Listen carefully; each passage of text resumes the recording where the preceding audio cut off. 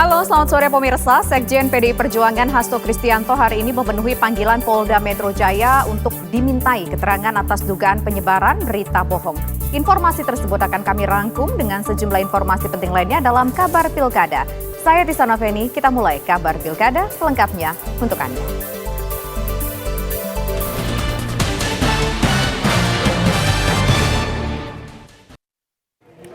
Pasangan Khofifah Indar Parawansa dan Emil Dardak kembali mendapatkan dukungan dari partai politik untuk maju di Pilkada Jawa Timur setelah Demokrat, Golkar, Gerindra, dan Perindo. Duet petahana ini kembali mendapatkan dukungan dari Partai Amanat Nasional atau PAN. Akankah pemirsa koalisi gemuk ini bisa jadi jaminan bagi Khofifah dan Emil untuk kembali memimpin Jawa Timur? Khofifah Indar Parawansa dan Emil Dardak dalam kontestasi Pilkada Jawa Timur 2024. Surat keputusan dukungan ini diserahkan langsung oleh Ketua Umum PAN Zulkifli Hasan. PAN mendukung Khofifah dan Emil untuk kembali melanjutkan kepemimpinannya karena menilai kedua tokoh ini telah memberikan kontribusi besar terhadap pembangunan di Jawa Timur. Nah, kenapa? Yang pertama tentu saudara, kami tahu betul bagaimana pesat perkembangan pembangunan di Jawa Timur. Duet antara Ibu Khofifah sama Mas Emil ini luar biasa ya, perkembangannya pesat. Dan kami juga bukan baru kenal, udah puluhan tahun. Dulu saya anggotanya Ibu Khofifah pada tahun 2004, anggota Komisi 6, Ibu Khofifah dulu Ketua Komisi 6 dulu. Ya, jadi sudah sekali. Khofifah menegaskan dukungan dari PAN dilakukan tanpa mahar sama sekali. Khofifah pun menyatakan terima kasih karena masih diberi kepercayaan oleh PAN untuk kembali memimpin Jawa Timur. Pertama, saya ingin menyampaikan bahwa kami mendapatkan dukungan dari Partai Amanat Nasional tanpa mahar. Dan yang kedua, Partai Amanat Nasional full tim, komandani langsung oleh Ketua Umum DPP Partai Amanat Nasional, memberikan support yang luar biasa pada proses kampanye kami. Mungkin lebih 1 bulan karena 2 kali perjalanan dalam putaran cukup besar, dan itu memberikan makna yang luar biasa bagi kami untuk terus melakukan perjuangan pada proses Pilgub 5 tahun yang lalu.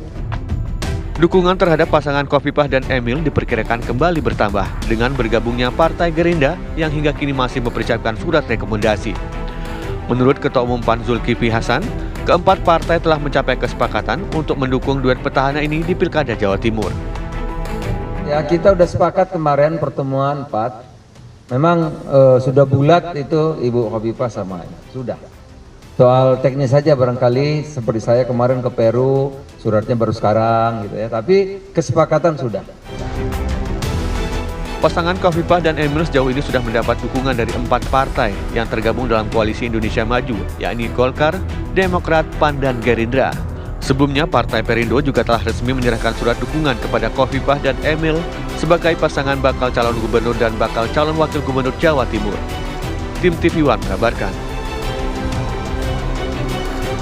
Pro dan kontra muncul atas putusan Mahkamah Agung yang menyatakan calon gubernur dan wakil gubernur berusia paling rendah 30 tahun dan 25 tahun untuk calon bupati dan calon wakil bupati atau calon wali kota atau wakil wali kota dan wakil wali kota terhitung sejak pelantikan pasangan calon terpilih. Benarkah putusan tersebut disinyalir sebagai upaya untuk memuluskan putra Joko Widodo Kaisang Pangarep untuk maju di pemilihan gubernur 2024?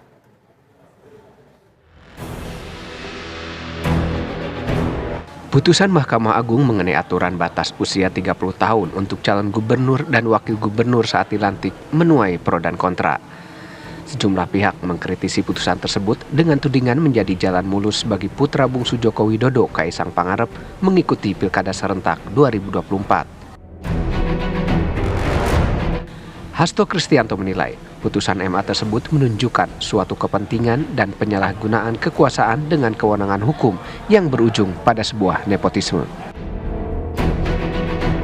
Keputusan MA itu jauh dari suatu substansi untuk mendorong kepemimpinan anak muda. Karena kalau kepemimpinan anak muda kenapa tidak misalnya 25 tahun sekalian berdasarkan fakta-fakta empiris di negara demokrasi yang sudah maju. Ini kan menunjukkan suatu kepentingan, sehingga yang dirubah adalah 30 tahun pada saat nanti dilantik. Ini kan merupakan suatu penyalahgunaan kewenangan kekuasaan dengan menggunakan hukum. Dan ujung-ujungnya tetap nepotisme. Ini yang harus dikoreksi, dan kampus juga menjadi kebenaran di dalam melakukan suatu koreksi terhadap penyimpangan kekuasaan itu. Pengamat politik Rocky Gerung menganggap putusan MA itu merupakan hal yang biasa. Menurutnya putusan tersebut diarahkan untuk mewujudkan ambisi seseorang yang sedang berkuasa untuk melengkapi politik dinasti.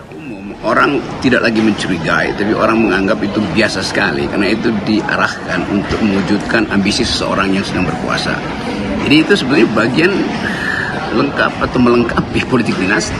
Bukan demi itu, bukan demi sesuatu yang sifatnya kompetisi. Artinya kompetisi itu hilang karena seseorang sudah difasilitasi oleh hukum, oleh undang-undang yang berubah. Yaitu. Lain lagi dengan pengamat hukum tata negara Radian Syam. Menurutnya putusan Mahkamah Agung sudah sesuai karena merupakan wewenang Mahkamah Agung. Saya menilainya putusan Mahkamah Agung ini telah sesuai. Kenapa? Karena yang pertama ini merupakan kewenangan Mahkamah Agung. Kemudian yang kedua, jika kita lihat di dalam Undang-Undang Nomor 10 Tahun 2016 itu tidak mengatur secara rinci, yang kemudian oleh KPU itu menambahkan frasa sejak penetapan pasangan calon. Sebelumnya Mahkamah Agung mengabulkan gugatan Partai Garuda untuk menambah tafsir soal syarat usia calon kepala daerah. Hal itu termaktub dalam putusan nomor 23 tahun 2024 yang diputus oleh Ketua Majelis Yulias serta 2 anggotanya, Cerah Bangun dan Yudo Martono Wahyunadi. Dalam amar putusan itu, MA mengubah ketentuan dari yang sebelumnya calon gubernur dan wakil gubernur berusia 30 tahun terhitung sejak penetapan pasangan calon menjadi berusia 30 tahun terhitung setelah pelantikan calon. Sementara untuk calon bupati dan wakil bupati atau calon wali kota dan wakil wali kota berusia 25 tahun terhitung sejak pelantikan pasangan calon terpilih. MA juga memerintahkan KPU untuk mencabut pasal 4 ayat 1 tentang pencalonan pemilihan gubernur dan wakil gubernur, bupati dan wakil bupati, dan atau wali kota dan wakil wali kota. Dari Jakarta, tim TV One mengabarkan. Gerakan Sadar Demokrasi dan Konstitusi atau Gradasi melaporkan 3 hakim Mahkamah Agung ke Komisi Yudisial terkait putusan MA yang mengabulkan gugatan Partai Garuda. Putusan tersebut menghasilkan aturan batas minimal usia calon gubernur dan wakil gubernur menjadi 30 tahun setelah pelantikan. Pelapor menilai terdapat kejanggalan dalam putusan tersebut. Mereka menuntut Komisi Yudisial untuk melakukan pemeriksaan kepada hakim yang memutus putusan itu karena diduga ada pelanggaran kode etik. Ketiga majelis hakim MA tersebut adalah Profesor Julius sebagai Ketua Majelis Hakim dan 2 anggota lainnya yaitu Cerah Bangun dan Yudi Martono. Yang lebih cepat apa proses bukti-buktinya? Kita udah pinter, nggak perlu konsultasi. Sekjen PDI Perjuangan Hasto Kristianto diperiksa Polda Metro Jaya berkenaan dengan kasus dugaan penyebaran berita bohong saat wawancara di sebuah stasiun televisi. Hasto datang bersama dengan Badan Bantuan Hukum dan Advokasi Rakyat PDI Perjuangan, juga penasihat hukum pribadinya Patra Zain. Hasto menyampaikan pemirsa kedatangannya pada pemanggilan Polda Metro Jaya merupakan bentuk tanggung jawabnya sebagai warga negara yang taat hukum.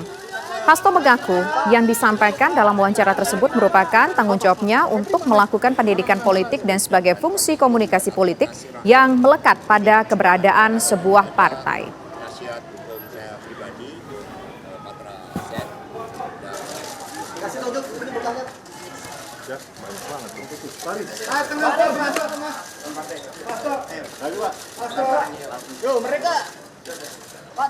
Lantas bagaimana hasil pemeriksaan Sekjen PDI Perjuangan Hasto Kristianto? Kita langsung tanyakan kepada reporter TV One, ada Putri Sofia yang saat ini berada di Polda Metro Jaya. Putri Sofia, apa informasi-informasi yang dapat Anda sampaikan dari sana? Apakah pemeriksaan sampai saat ini masih berlangsung dan apa yang disampaikan oleh Hasto? Ya, Tisa dan juga pemirsa, benar sekali pada pagi hari ini Sekjen ataupun Sekretaris Jenderal PDI Perjuangan Hasto Kristianto telah memenuhi panggilan dari Ditreskrimum Polda Metro Jaya mengenai pelaporan yang dilayangkan kepada dirinya. Yang mana tadi pemeriksaan tidak berlangsung cukup lama, ini hanya sekitar 2 sampai 2,5 jam mulai dari pukul 10 hingga pukul 12.30 waktu Indonesia Barat. Dan mengenai agenda pemeriksaan pada pagi hari ini memang Hasto dimintai keterangannya dari keempat penyidik di Treskrimum Polda Metro Jaya mengenai pernyataannya di 2 stasiun televisi nasional mengenai dugaan kecurangan pemilu 2024 dan juga pernyataannya mengenai dissenting opinion oleh ketiga hakim MK pada momentum-momentum sengketa Pilpres pada 2024 yang lalu. Memang tadi Hasto juga sempat menyampaikan beberapa hal setelah memenuhi panggilan ataupun pemeriksaan dari keempat penyidik di Treskrimum Polda Metro Jaya, dan tadi Hasto menyampaikan beberapa hal dan berikut pernyataan dari Sekjen PDIP Hasto Kristianto mengenai pemeriksaannya pada pagi hari ini. Sekjen partai politik, yakni PDI Perjuangan, kami selalu menyuarakan tertib hukum, membangun budaya hukum. Apalagi kita sebagai negara dengan ideologi Pancasila, di mana falsafah tentang kemanusiaan, tentang keadilan sosial itu mendasari seluruh upaya-upaya di dalam membangun supremasi hukum itu. Karena Republik ini dibangun dari suatu mimpi untuk melepaskan diri dari berbagai keterjajahan kita. Sehingga muncul gagasan-gagasan kebebasan berserikat, berkumpul, dan menyampaikan pendapat. Ya, mengenai pernyataan ataupun keterangan pers dari Hasto Kristianto sendiri, memang tadi sempat ada beberapa hal bahwa mengingat pernyataan Hasto ini merupakan pernyataan yang dilakukan di publik, ini di produk jurnalistik yang memang pada kesempatan tadi juga disampaikan oleh kuasa hukumnya bahwa pelaporan ini akan dilimpahkan ke Dewan Pers mengingat pernyataan tersebut digunakan untuk kepentingan produk jurnalistik. Selain itu, tadi kuasa hukum dan juga Hasto Kristianto sendiri juga mengaku telah melaporkan ini kepada Ketua Umum PDI Perjuangan Megawati Soekarnoputri, dan Megawati meminta agar dirinya secara kooperatif memenuhi segala proses hukum yang berlaku. Tisa. Baik, terima kasih Putri Sofia atas laporan Anda.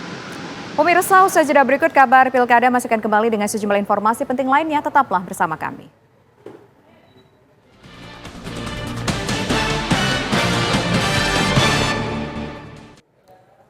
Sejumlah nama digadang-gadang akan meramaikan bursa calon gubernur daerah khusus Jakarta. Bahkan putra bungsu Presiden Joko Widodo, Kaisang Pangarep, juga digadang-gadang akan maju.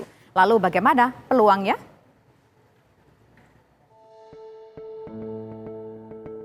Bursa calon gubernur daerah khusus Jakarta kembali ramai diperbincangkan setelah sebelumnya nama Sri Mulyani, Andika Perkasa, Tri Risma Harini, Mardani Alisera, Basuki Cahayapurnama, Riza Patria, hingga Rahayu Saraswati digadang-gadang akan meramaikan Pilkada Gubernur DKJ.